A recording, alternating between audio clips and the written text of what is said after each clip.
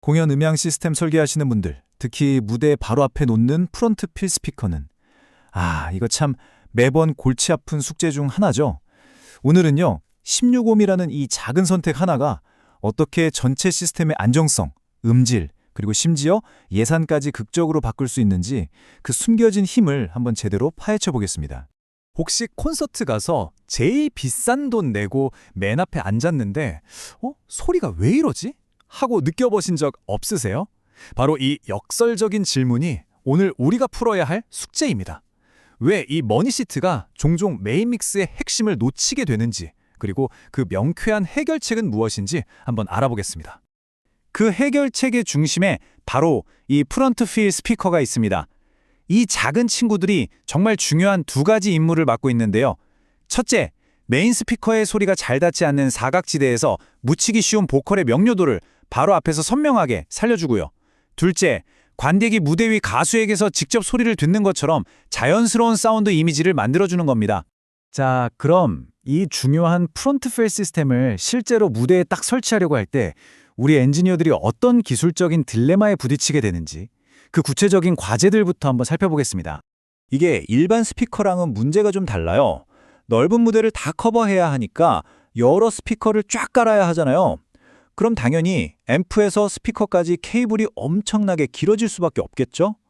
거기다 관객 바로 코앞이니까 소리가 무작정 크면 안 되고 아주 섬세하고 명료해야 하거든요.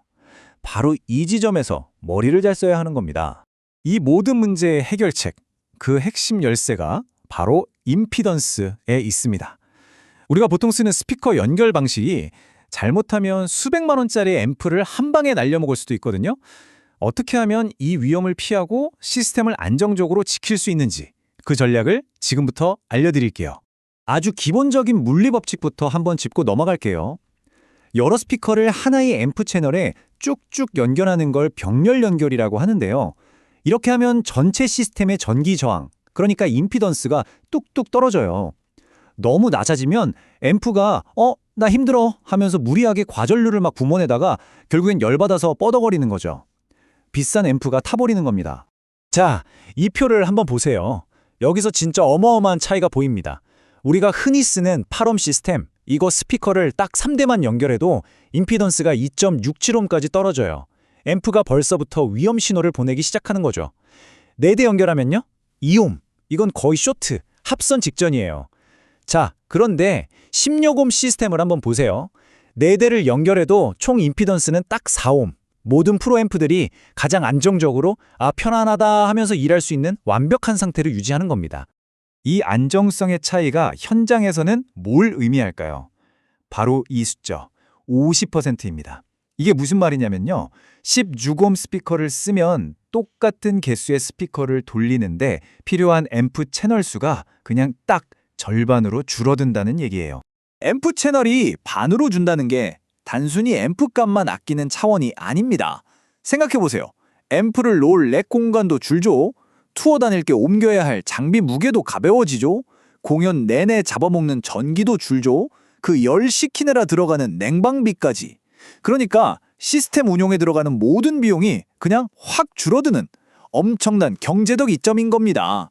자, 앰프도 지키고 돈도 아꼈어요. 그럼 이제 진짜 중요한 음질, 즉 신호를 지킬 차례죠. 16옴 시스템이 이 긴 케이블을 쓰면서도 어떻게 전력 손실을 무려 75%나 줄이고 깨끗한 소리를 보냈는지 그 원리를 한번 펼쳐보겠습니다.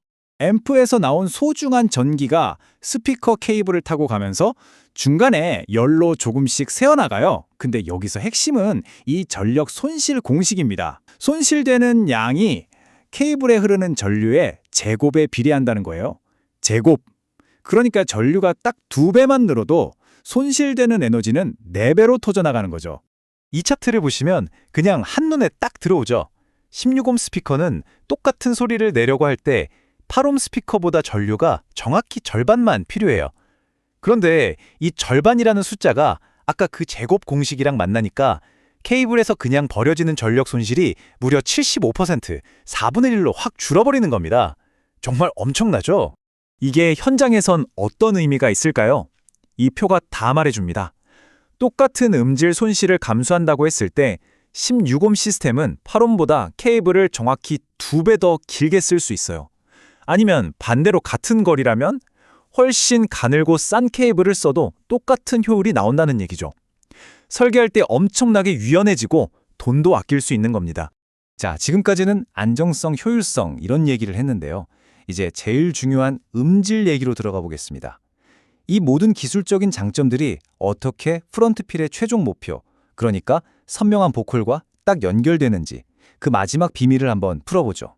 여기서 댐핑 팩터라는 개념이 나옵니다.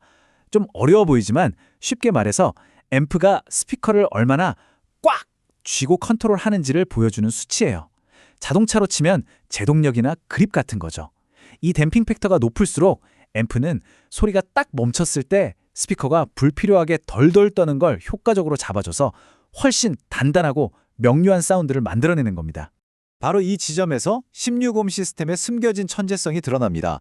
이론적으로야 16옴 스피커가 댐핑 팩터가 2배 높죠. 근데 진짜 중요한 건 긴 케이블 저항이 붙었을 때 실제 현장에서의 유효 댐핑 팩터입니다. 예를 들어서 케이블 저항이 딱 0.5옴만 추가돼도 8옴 시스템의 댐핑 팩터는 원래 80이었던 게 13.3으로 그냥 곤두벅지를 쳐요. 제어력을 거의 잃어버리는 거죠.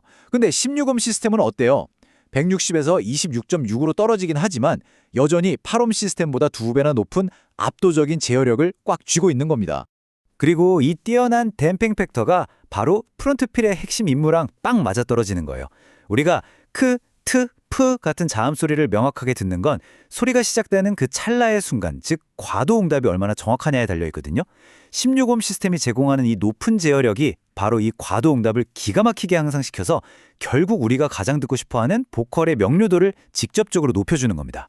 자, 지금까지 알아본 이 모든 이론들, 여러분이 다음 현장에서 바로 써먹을 수 있도록 아주 실용적인 최종 체크리스트로 딱 정리해드릴게요.